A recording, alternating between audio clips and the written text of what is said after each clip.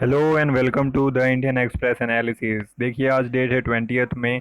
आज हम देखेंगे 20th में 2020 का इंडियन एक्सप्रेस एनालिसिस। चलिए शुरू करते हैं, देखते हैं कौन से आर्टिकल आज हमें डिस्कस करने हैं। देखिए पहले देख लेते हैं एक्सप्लेन पेज में क्या आया है। तो आज एक्सप्लेन पेज में यहाँ मॉडर्ना वैक्सीन के बारे में बात की गई है, जिस वैक्सीन पे अभी काम किया जा रहा था कि किस तरीके से अभी ये प्रोग्रेस कर रही है उसके बारे में डिस्कस कर लेंगे। और यहाँ इस आर्टिकल में बताया जा रहा है कि हमने तो डिस्कस कर लिया कि जिस तरीके से जो माइग्रेंट लेबर हैं उनकी कहानी तो हम देख रहे हैं कि टीवियों में किस तरीके से वो स्ट्रगल कर रहे हैं, लेकिन इस आर्टिकल में अभी बात की गई है जो नॉन माइग्रेंट लेबरर हैं, जो वहाँ के ही रहने वाले हैं लेकिन वो भी उन्हीं की तरह लेबर रहते हैं, तो उनकी कंडीशन क्या चल रही है, तो उसके बारे में इस आर्टिकल में बताया गया है। ठीक है, एग्जाम पॉइंट ऑफ व्यू से तो इम्पोर्टेंट नहीं है, लेकिन एक बेसिकली जानने के लिए ठीक ठाक सा आर्टिकल है। देखिए ये वाला आर्टिकल बता रहा है कि बीसीजी के बारे में बात कर रहा है कि बीसीजी किस तरीके से क्या ये कुछ हेल्पफुल है कि नहीं हेल्पफुल है, उसके बारे में इसमें बात की गई है। क्योंकि हमने बीच में देखा कि बहुत सारी र्यूमर्स या फिर आप कह सकते हैं बातें ये भी निकल के आ रही थी कि बीसीजी का भी एक कह सकते हो कि बहुत ज़्यादा रोल देखने को मिल रहा है कि कोविड-19 को कैसे टैकल करना है।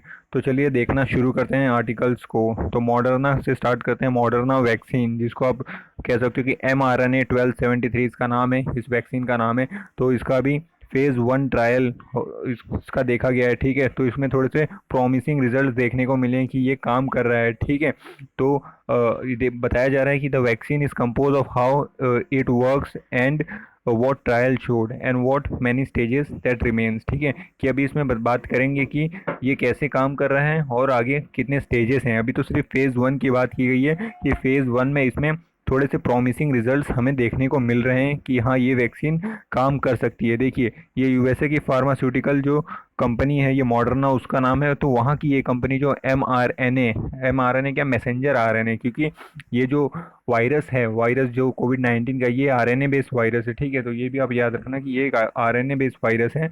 और ये वैक्सीन का नाम क्या है, mRNA-1273। इस वैक्सीन के ऊपर जो यूएस की मॉडर्ना कंपनी है वो काम कर रही है। तो देखिए बोला गया है कि uses the code most distinguishing features of the SARS-CoV-2। ठीक है, तो जो स्पाइक्स प्रोटीन होते हैं, तो ये जो कोड है ये काफ़ी कह सकते हो कि जो यूनिक पोर्शन होता है किसी भी जेनेटिक मटेरियल का।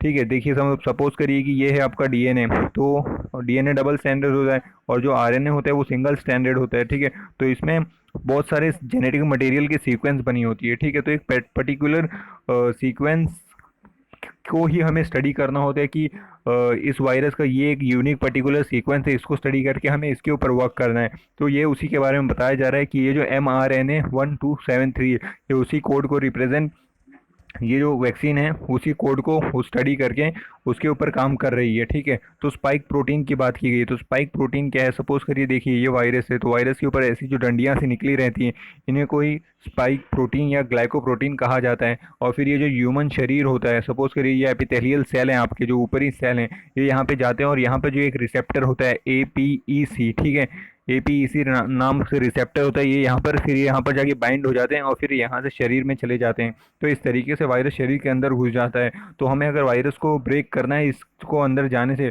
तो हमें इस रिसेप्टर के ऊपर ये जो पॉइंट है यहीं काम करना होगा।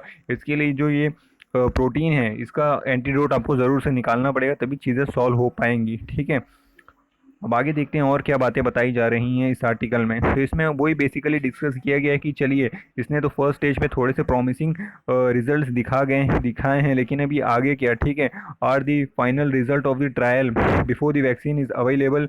तो क्या फाइनल रिजल्ट इसका अभी अवेलेबल हो पाएगा of the trial before the vaccine is available. ठीक है, तो वो भी एक देखने वाली बात होगी। और इसको और कितना टाइम लग सकता है कि वैक्सीन एक रियलिटी बन सके। तो अभी अगर बेसिकली जितने भी आंकड़े लगाए जा रहे हैं, तो उसमें कहा जा रहा है कि 12 से 18 महीने लग सकते हैं।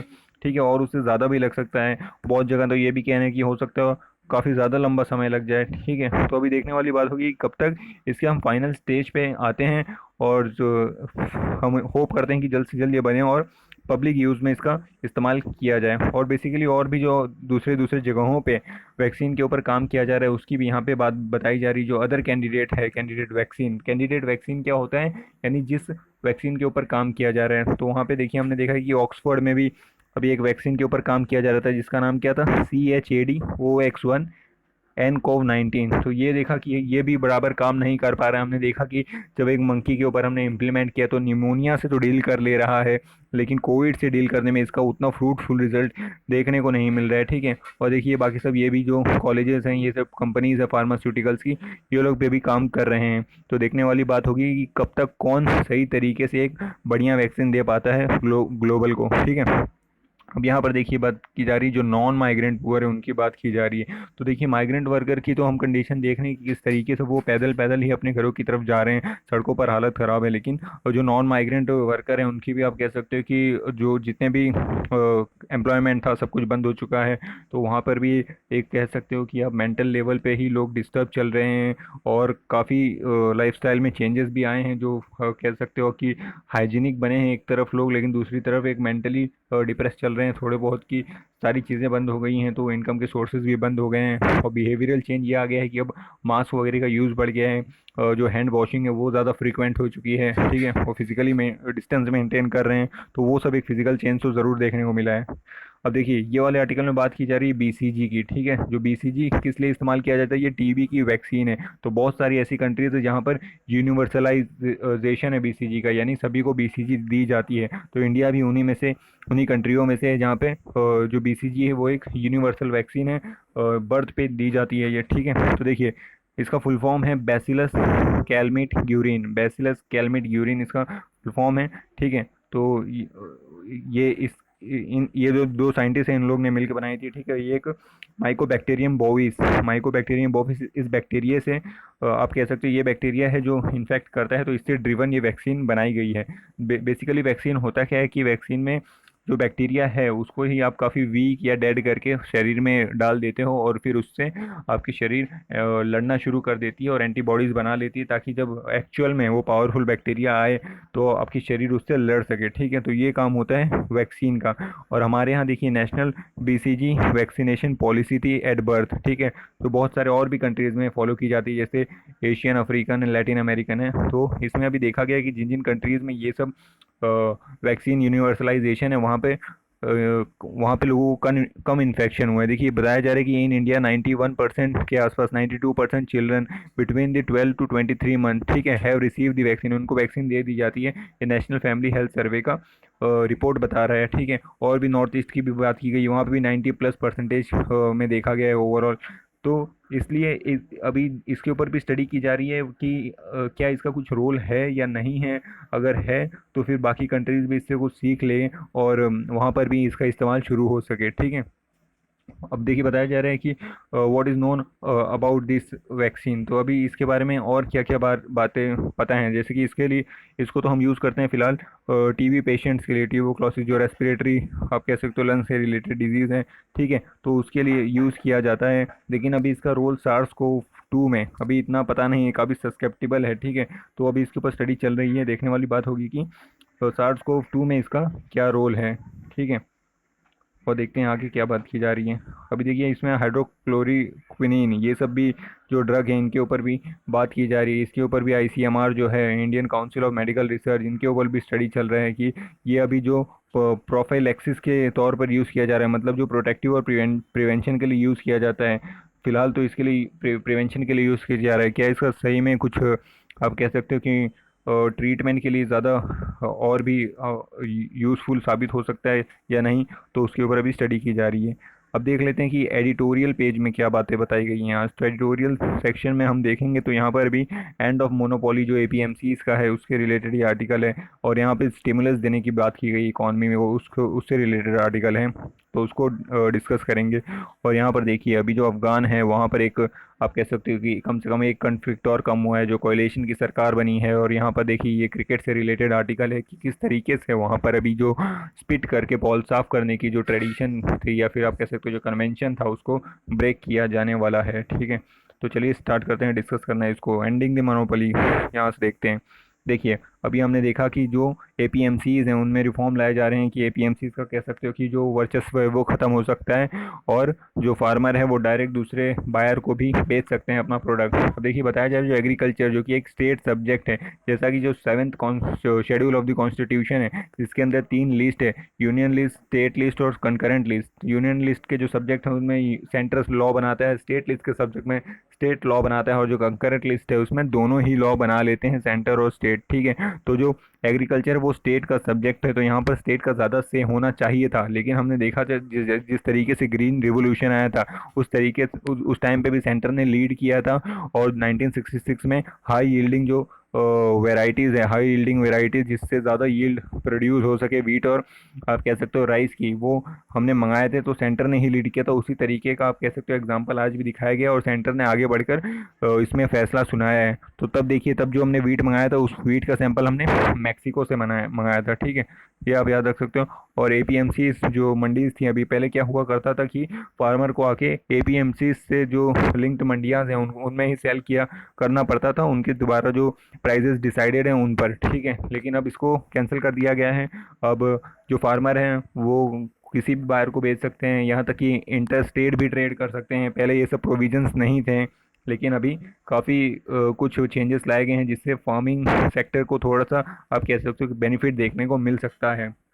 अब देखिए बोला गया unfortunately most APMCs law today permit first sale of the farm produce to take place only in notified mandis. ठीक है, कि पहले सिर्फ नोटिफाइड मंडीज में ही बेचने की परमिशन थी, पर्टिकुलर तहसील और तालुका में ही, उससे बाहर नहीं जाया जा सकता था। ठीक है, और buyer to need to obtain include license, और बायर को भी एपीएमसी से लाइसेंस लेना पड़ता था अगर आपको वहाँ से जाके खरीदारी करनी है। ठीक है, अब यहाँ पे बोला गया है कि there is no national market for agriculture commodities, agriculture commodities के लिए नेशनल लेवल पे कोई मार्केट नहीं था, इसलिए आप कह सकते हो कि इतना फ़ायदे का सौदा साबित नहीं होता था फार्मर्स के लिए। आर्टिकल 301 की बात की गई है। ठीक है, आर्टिकल 301 ऑफ द कॉन्स्टिट्यूशन क्या कहता है, तो envisaged the freedom of trade and commerce through out the territory of India, यानी ऑल ओवर इंडिया में ये कॉमर्स आप कह सकते हो ट्रेड एंड कॉमर्स की फ्रीडम के बारे में बात करता है कि आपको फ्रीडम है कि ऑल ओवर इंडिया आप कहीं पे भी ट्रेड कर सकते हो। ठीक है, तो उसका भी वायलेशन हो रहा था, लेकिन अभी जो चेंजेस लाए गए हैं तो आप कह सकते हो कि काफ़ी सही चेंजेस लाए गए हैं। इससे बहुत ही आप कह सकते हो कि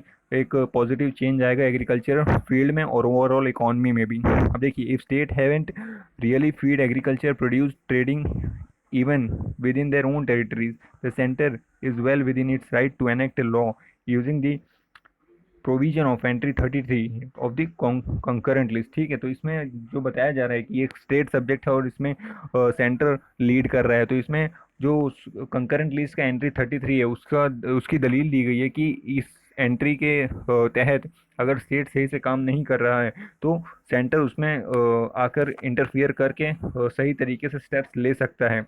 देखिए बताया जा रहा है letter specifically deal with the agriculture produce including food stuff, cattle fodder और रॉ कॉटन, इन सब चीज़ों में डील किया जा सकता है।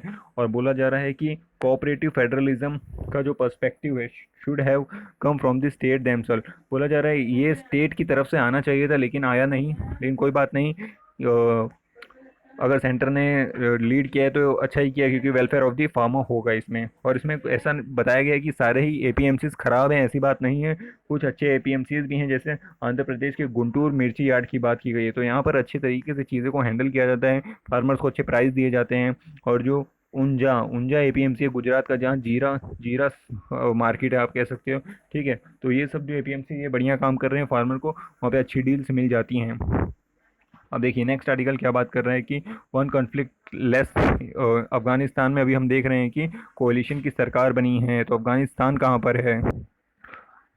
यहाँ पर ये देखिए अफगानिस्तान, अफगानिस्तान की बाउंड्रीज अगर आप देखेंगे तो यहाँ पर ईरान से टच कर रहा है, तुर्कमेनिस्तान है, तजाकिस्तान है, फिर यहाँ पर इंडिया का जो पीओके वाला रीजन है वहाँ पर काफ़ी एक छोटी सी बाउंड्री बनती है इंडिया और अफगानिस्तान के बीच।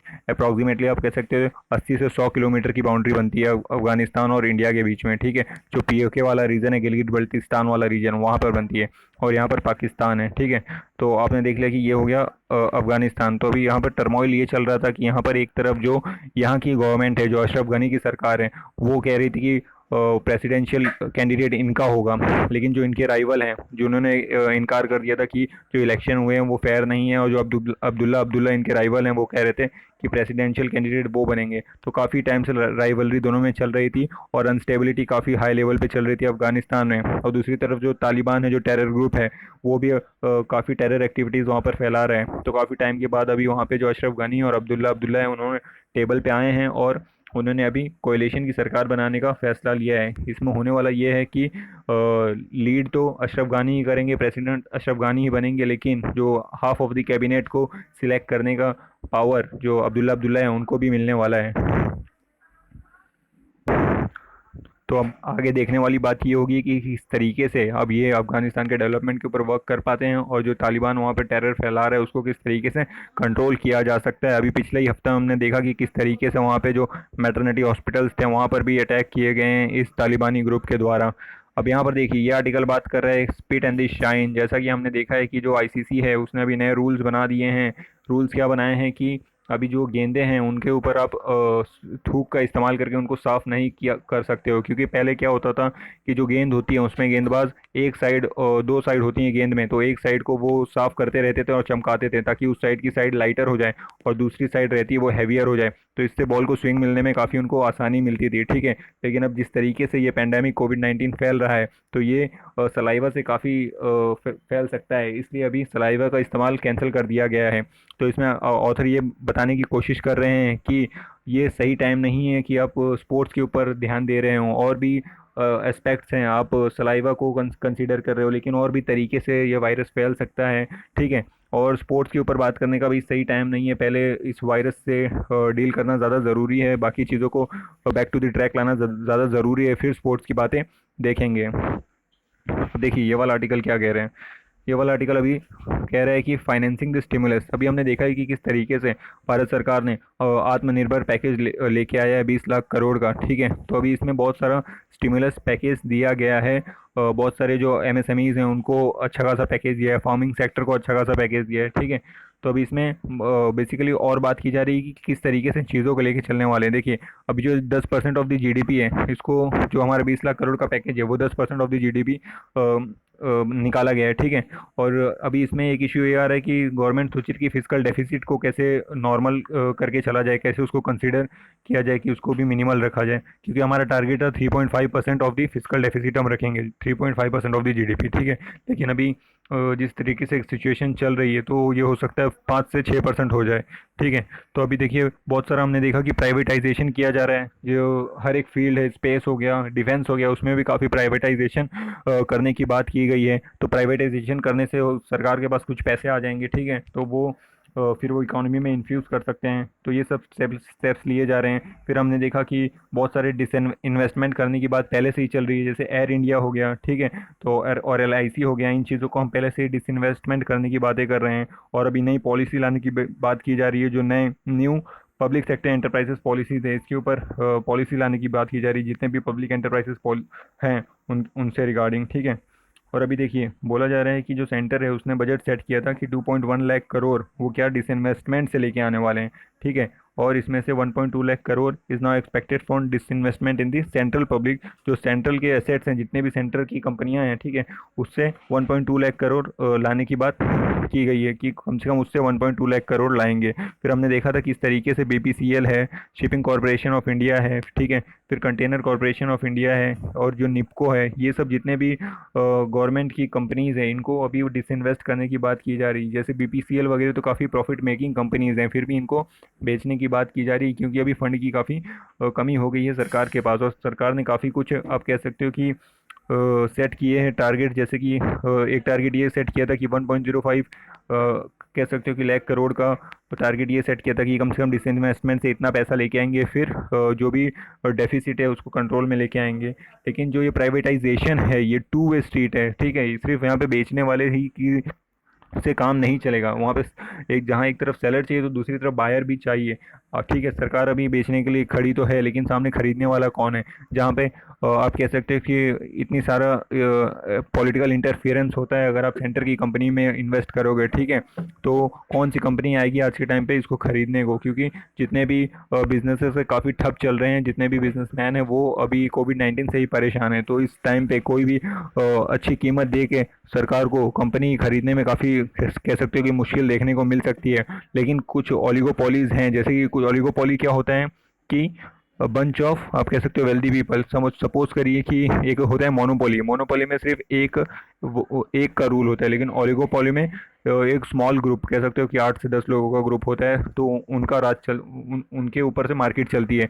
तो बहुत सारे जो ओलिगोपोलीज हैं, कह सकते हो, जो रिचीज़ हैं कंट्रीज़ के, वो इसमें ज़रूर इन्वेस्ट कर सकते हैं। लेकिन फिर इससे हमें ओलिगार्की देखने को मिल सकती है, ठीक है, क्योंकि अगर वो इन्वेस्ट करेंगे, वो सरकार को पैसे देंगे, तो हो सकता है बहुत सारी सरकार उनको रिटर्न भी दे, ताकि फिर उनके फेवर में बहुत सारे डिसीजन ले, उनके फेवर में काम करे। तो एक ओलिगार्की सरकार देखने को भी हमें मिल सकती है। उसका ये एक नेगेटिव एस्पेक्ट बताया जा रहा है।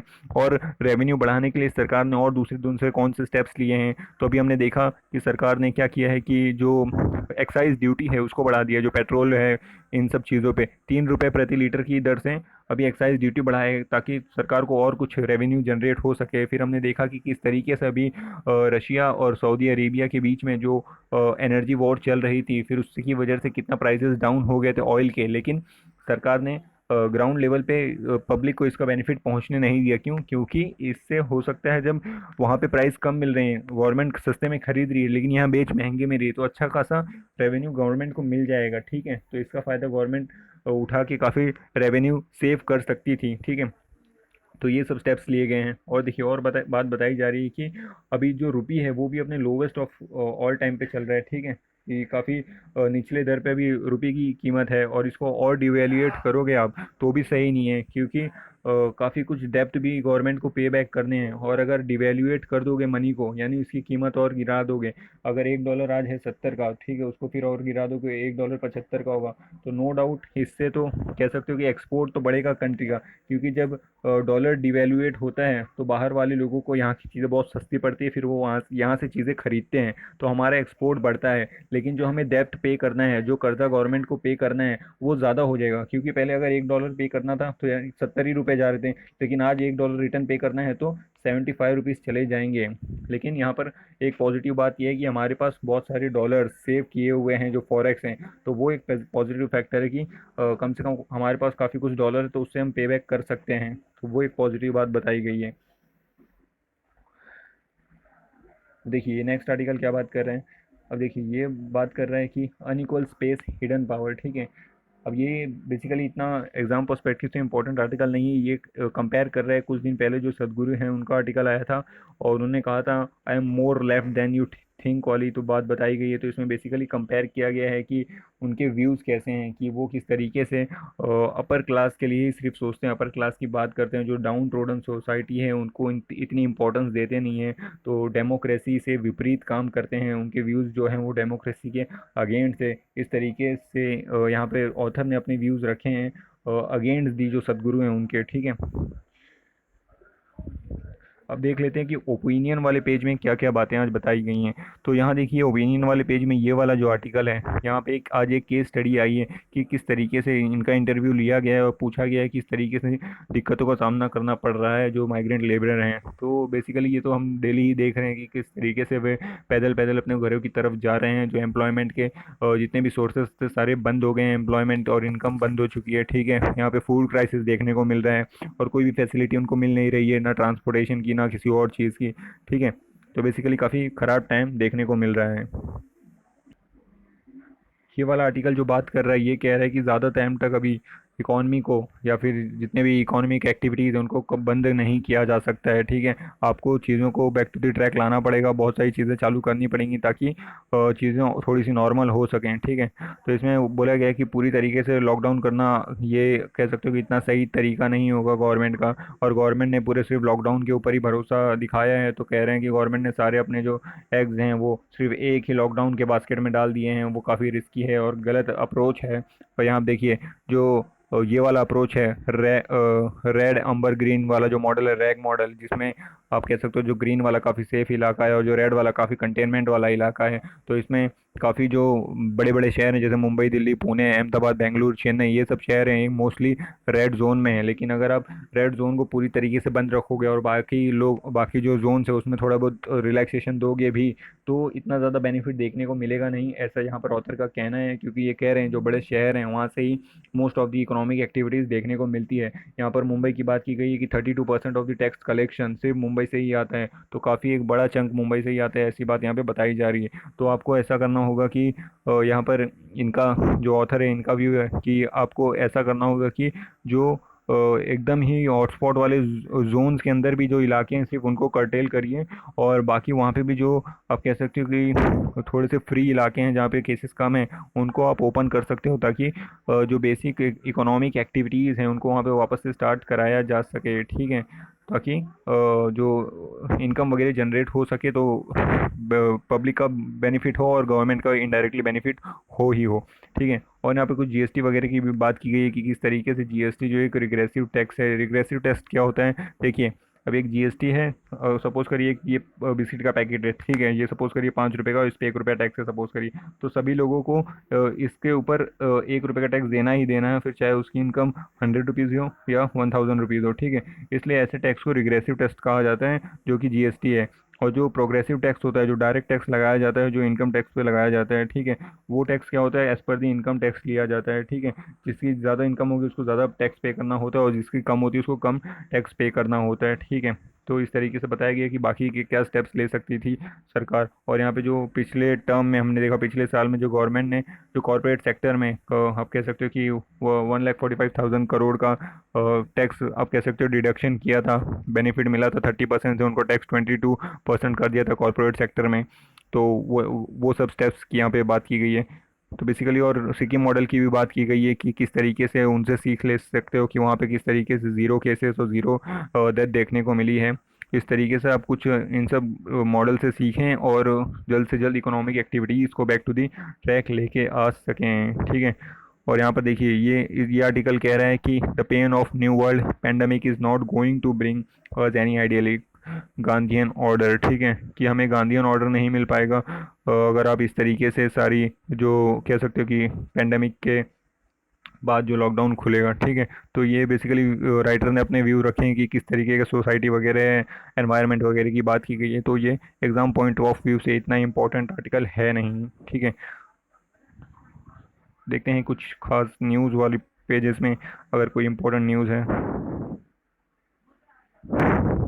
यहाँ पर देखिए साइक्लोन एम्फॉन के बारे में बात की जा रही है, जो अभी उड़ीसा और बंगाल की तरफ मूव कर रहा है। बे ऑफ बंगाल में जो पहले की सुपर साइक्लोन की कैटेगरी में था, वो अभी डाउनग्रेड हो गया और एक्सट्रीमली सीवियर साइक्लोन की कैटेगरी में आ गया, और उसकी स्पीड क्या चल रही है, 155 से 165 किलोमीटर प्रति घंटे की रफ्तार से। ठीक है, तो इसको आप याद रख सकते हो कि एम्फॉन साइक्लोन, और साइक्लोन किस तरीके से बनता है उसको भी एक बार देख लीजिए, रिवाइज कर लीजिए। ठीक है, इसी के साथ आज की वीडियो को समाप्त करते हैं। और हाँ, मैंने जो हिंदू का न्यूज़ एनालिसिस वाली वीडियो अपलोड कर दी है, तो न्यूज़ एनालिसिस वाला सेक्शन वहाँ से देख सकते हैं। चलिए आज की वीडियो यहीं पर ख़त्म करते हैं।